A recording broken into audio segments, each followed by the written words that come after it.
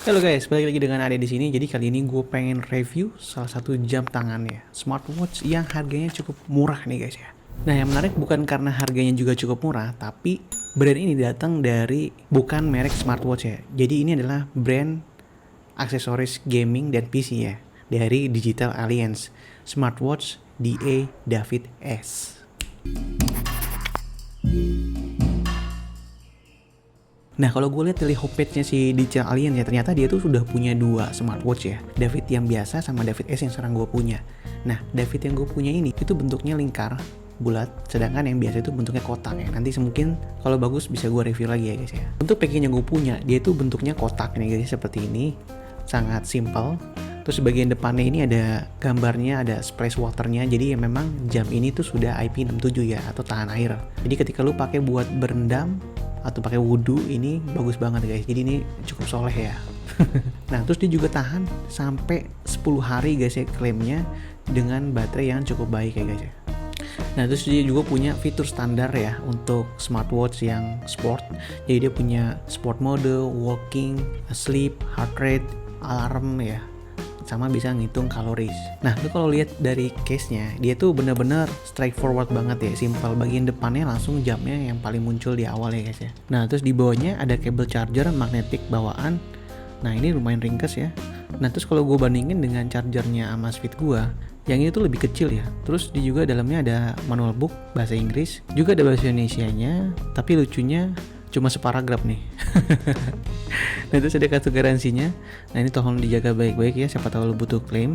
Dan ada pepatah juga yang menarik tulis di bawahnya ini seperti tulisan, kebersihan adalah sebagian dari iman. Bukan yang ngomong bercanda, baca sendiri aja ya. Nah untuk bagian desain ya, strapnya tuh udah kulit, cuman kayaknya sih imitasi ya, agak keras dan masih kaku nih, kayak kanebo kering. Jadi kalau biar lemas lo harus pakai terus-terusan ya guys ya. Nah terus strapnya itu sebenarnya bisa digontal ganti, bisa dipasang dengan mudah, dengan copot juga dengan mudah. Temen kayaknya ini size-nya beda dengan yang jam yang gue punya ya Amazfit. Size hole strapnya 120 mm, bakal size-nya 90 mm. Nah siapa tahu kalau lo mau ganti, lo bisa pakai yang third party. Nah size-nya seperti tadi yang gue bilang ya. Nah di jamnya sendiri yang gue pakai sekarang, itu bagian sampingnya itu ada tombol. Nah tombolnya itu enak banget, rasanya pengen ditekan terus ya. Dia nggak terlalu berat ya, dan cukup clicky ya, jadi asoy. Nah untuk main bodinya sendiri dia terbuat dari material logam ya, kelihatannya seperti logam, lumayan rapi sih. Terus bagian ringnya ada tulisan Dafitnya. Jadi buat yang namanya Dafit nih, jadi nggak perlu ukir-ukir lagi ya, jadi lu udah khusus dibuat untuk yang namanya Dafit nih. Terus ini ada detik angka ya, sebenarnya ini kesan doang sih. Jadi ini model angkanya ini nggak bisa diputar ya, fix. Nah untuk layarnya sendiri dia tuh sudah LED, ukurannya 1,3 inch 240x240. Jadi belum AMOLED ya, maklum harganya murah nih. Nah terus brightness-nya juga cuma bisa diatur sampai 3 level doang nih. Kalah sama level pedas keripik ya, yang bisa sampai level 5 atau bahkan lebih.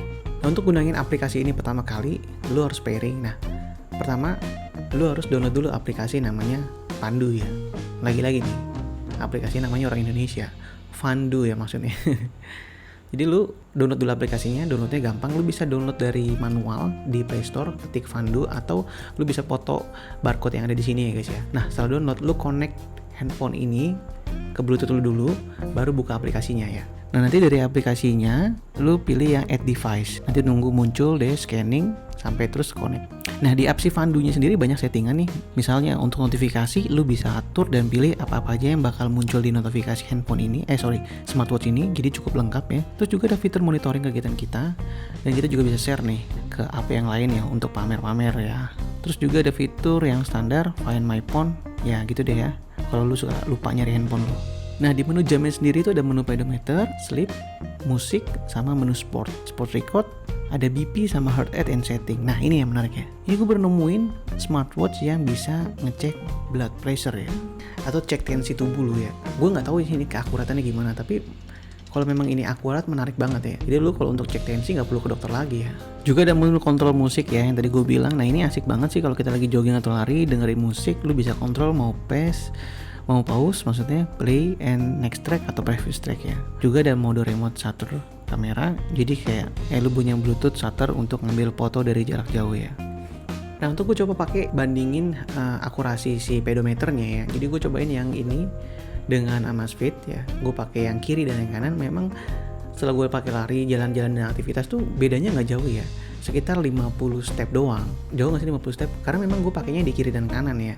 Jadi gue melakukan hal yang kedua dengan yang tangan kiri. Nah itu tuh maksudnya sama-sama di tangan kiri. Nah itu tuh nggak beda jauh juga. Jadi memang untuk akurasi udah cukup baik ya dibandingkan dengan harganya yang 3 kali lipatnya ini guys ya. Kayak WhatsApp, SMS, jadi lu bisa nggak ketinggalan info ya dengan jam ini. Nah terus adalah yang aneh dan cukup mengganggu adalah informasi yang ditampilkan tuh nggak full ya. Jadi pesannya cuman kebaca sebagian. Jadi kita cuma bisa kayak ngintip doang gitu ya. Sayang sekali. Terus jam ini juga punya beberapa tema atau watch face ya. Tapi pilihannya cuma ada 4 nih.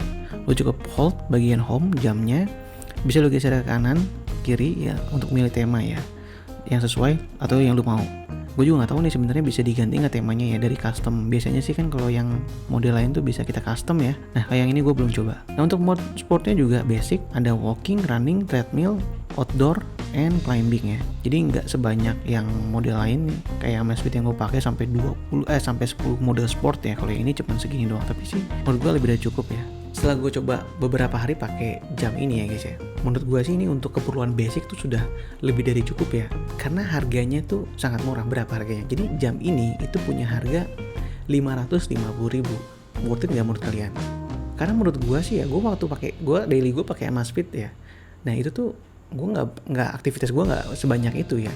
Amazfit punya mode sport sampai 10 misalnya, sedangkan kalau yang ini cuma 4. Tapi memang itu lebih dari cukup sih, kecuali lu yang benar-benar aktif sekali ya, ini nggak bisa. Tapi untuk daily activity ya, dia sudah tahan air seperti gue bilang, bisa pakai wudhu, dia punya pedometer yang cukup bagus ya, dan yang paling keren dia punya blood pressure test ya, jadi lu bisa ngecek tensi. Nah itu yang nggak ada di jam yang mahal sekalipun ya. Dan paling sih kekurangannya yang gue rasain tadi, pertama notifikasinya itu nggak bisa kebaca full ya, walaupun sebenarnya begitu ada SMS atau pesan masuk dia langsung immediately muncul di jam tangan ini. Jadi kecepatannya tuh cepet banget, ini gue salut ya. Dan kekurangan yang kedua adalah layarnya, memang masih LED ya, tapi ini udah bagus sih dibandingkan yang harga sekitar ya. Soalnya memang kalau gue bandingin di luar ya, dengan brightness yang maksimum tuh di bawah terik matahari tuh nggak begitu terlalu kelihatan sih ya kalau di kamera loh. Tapi sebenarnya kalau dipakai kita pandang mati ini masih cukup ya. Dia nggak ada always on display-nya. Cuman ketika kita angkat tuh dia bisa muncul sendiri ya, rise to wake ya. Nah ini fitur yang sangat berguna sekali guys ya.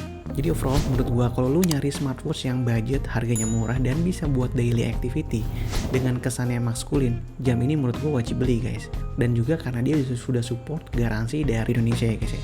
Sekian dulu review gua kali ini. Kalau ada hal yang ingin tanyain atau kalau punya jam ini, lu bisa komen di bawah ya. Jangan lupa cuci tangan. Ketemu gue di video yang lain. Bye bye.